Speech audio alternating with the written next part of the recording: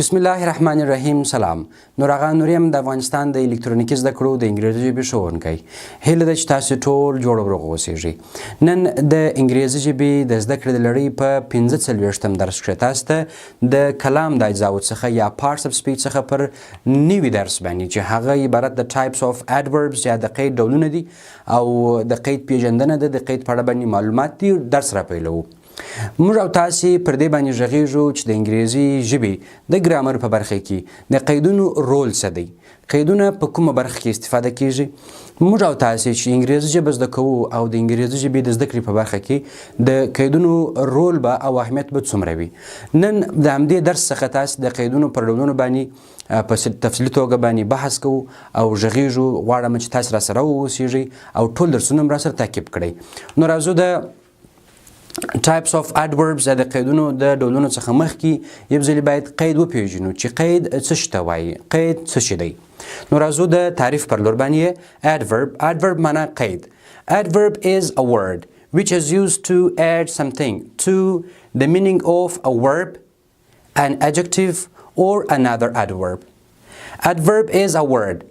قید یو لغات دی، یو کلمه ده which is used to add something کوم چې یو څه اضافه کوي، کوم چې یو څه اضافه کوي to the meaning of a verb د فعل یو معنا ته، an adjective د صفت معنا ته or another adverb او یا هم د یو بل قید معنا ته. یا قید هغه کلمه ده کوم چې د یو فعل، صفت او یا یو بل قید معنا ته یو څه ور اضافه کوي او پر هغه باندې یو څه یږدي. قید یو کلمه ده چې د یو فعل، د یو صفت او یا هم د یو قید، یو بل قید و معنا ته یو څه ور اضافه کوي. For example مثال موږ تاسو دلته د verb څخه، adjective څخه او یو بل قید څخه یادونه کړې ده. نو دا درې سره په یو مثال تاسو ته وړاندې کوو. For example مثال Ali runs fast. علي تیز زغلي. علي تیز زغلي. دلته د verb معنا ته یو څه ور اضافه شول. fast خپل adverb دی. run خپل څه دی؟ verb دی، یعنی ځغاسته حالت دی. اوس که چیرې څوک ډیر تیز زغلي، دا د ځغاسته یو حالت یو څرنګوالی ښیي چې دی په کرارۍ سره زغلي، په ډیر سرعت سره زغلي او څه کوي. دلته د verb معنا ته یو څه ور اضافه شول چې هغه عبارت د fast څخه دی. په دوه مثال کې The Afghans are very hospitable. The Afghans are very hospitable. افغانان چې دي ډیر میلمه پاله خلک دي. دلته very چې سو خپل adverb سو او د adverb معنا ته hospitable چې خپل adjective دی یا صفت دی دا ور اضافه سو، یعنی دلته بیا د adjective معنا ته یو څه ور اضافه سول.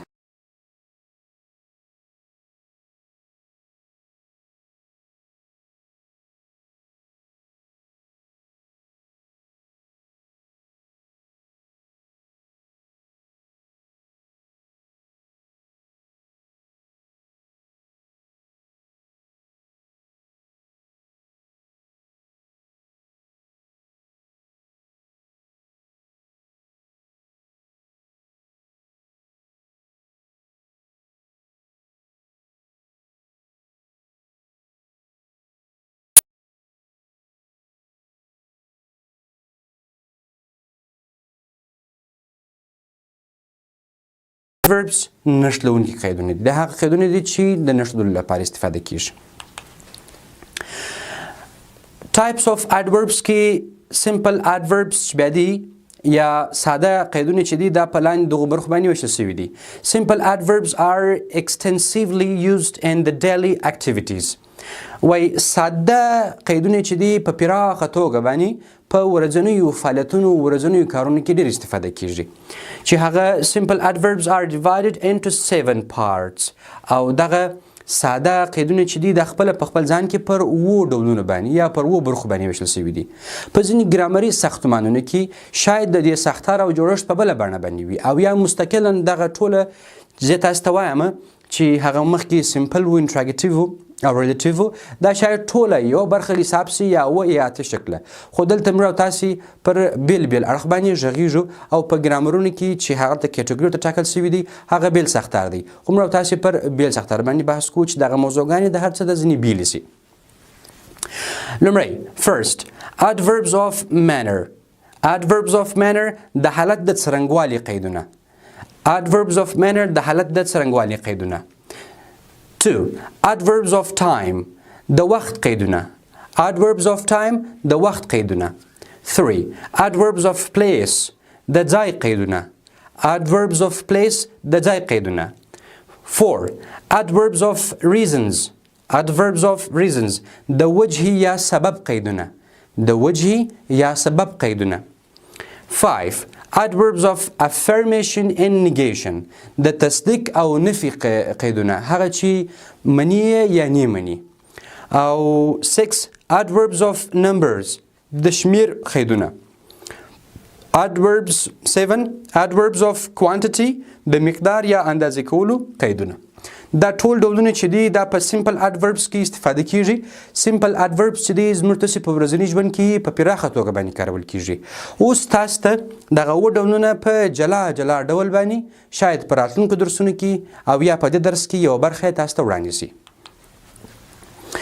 adverbs of manner د ساده ډولونو څخه چې وو لومړی ډول یې د adverbs of manner د حالت د څرنګوالي قیدونه وه. نن د حالت د څرنګوالي قیدونه پیژنو په ساده ډول باندې چې دا څه ډول قیدونه دي. First, these adverbs show how an action happened. These adverbs show دغه قیدونه ښیي how an action happened چې څنګه یو عمل ترسره سو یا د عمل د پیښېدو څرنګوالی ښیي چې لامل یې څه شو.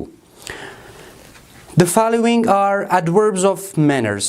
دا لاندې یو څو مثالونه یا ډولونه دي شاید ډیر زیات وي د هغه چې د حالت د څرنګوالي قیدونه وښیي یا حالت وښیي شاید ډیر زیات وي خو دلته تاسو ته د یو څو دانې ما راخیستې دي. happily معنا په خوشحالۍ سره. angrily معنا په قهر سره. angrily معنا په قهر سره. slowly په کرارۍ سره. slowly په کرارۍ سره. quickly معنا په چابکۍ سره. quickly او بل hurriedly معنا په تلوارۍ سره یا په ډیر جلدی سره. note یو کوچنی یاداشت دی. adverbs of manner د حالت د څرنګوالي قیدونه can come کولی شي چې راشي at the beginning of a sentence د یوې جملې په پیل کې. at the end of a sentence د یوې جملې په پای کې. in between subject and its main verb د فاعل او اصلي فعل په منځ کې هم شاید راشي. درې حالتونه دي. یا شاید د جملې په سر کې راشي یا د جملې په پای کې راشي او یا هم د سبجیکټ او مین ورب په منځ کې وکارول شي. اوس دلته درې مثاله ذکر شوي دي.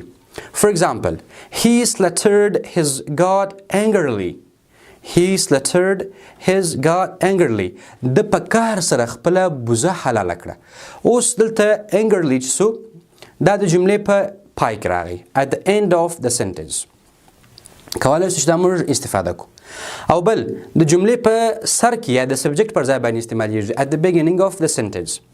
angrily he slaughtered his god. په قهر سره د خپل بوزه حلاله کړه. دلته د angrily چې په سبجیکټ کې استعمال سو لږ پر جملې باندې تاکید راوستی. پر جملې باندې لږ چې سو تاکید سو او تاکید ور باندې وارد کړي. او کولی شو چې د سبجیکټ او مین ورب یا اصلي فعل تر مابین یې هم وکاروو. he angrily slaughtered his god. د په قهر سره خپله بوزه حلاله کړه.